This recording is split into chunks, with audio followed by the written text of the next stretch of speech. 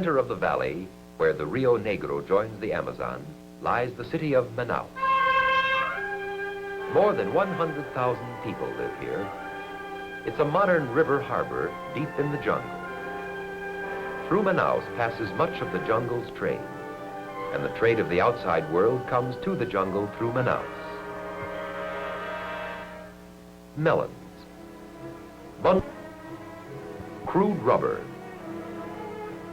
and some jungle-grown bananas.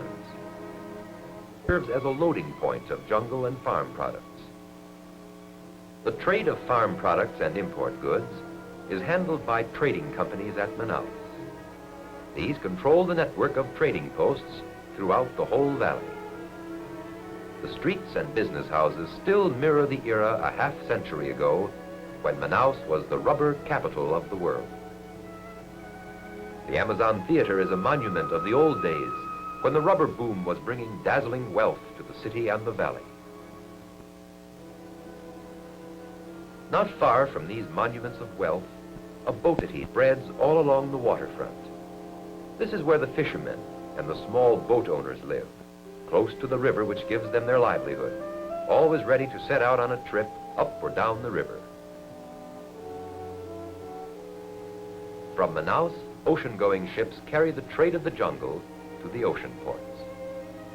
As it nears the ocean, the Amazon widens and spreads out into a large delta. On some of the islands, the jungle has been cleared for pasture. The river island of Marajo.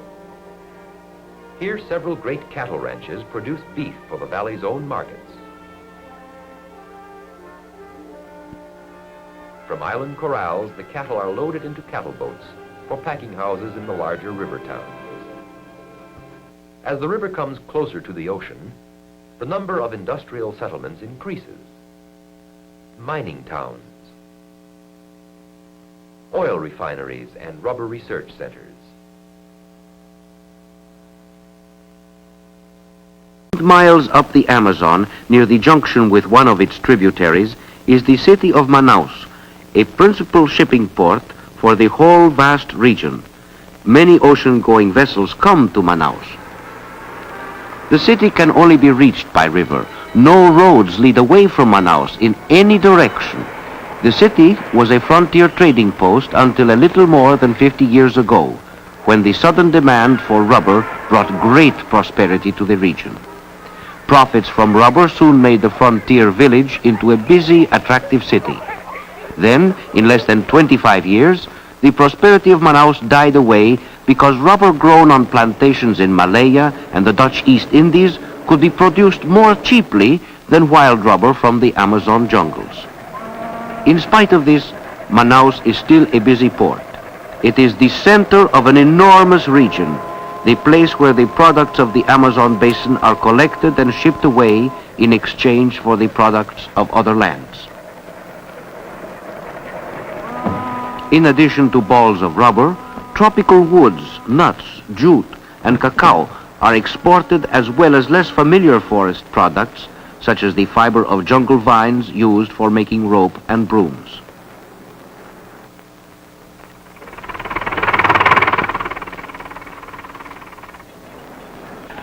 Overhead cables carry freight to and from the ships which are moored to floating docks in the river.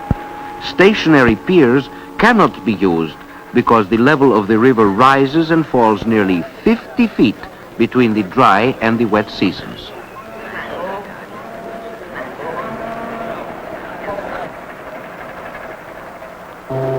Below Manaus, the Amazon, growing wider all the time, flows almost 1,000 miles to the Atlantic Ocean. The people who live along the banks of this great South American river face many hardships. Their soil is poor, there are many difficulties in transportation, and the climate is unhealthy throughout the vast tropical lowland of northern Brazil.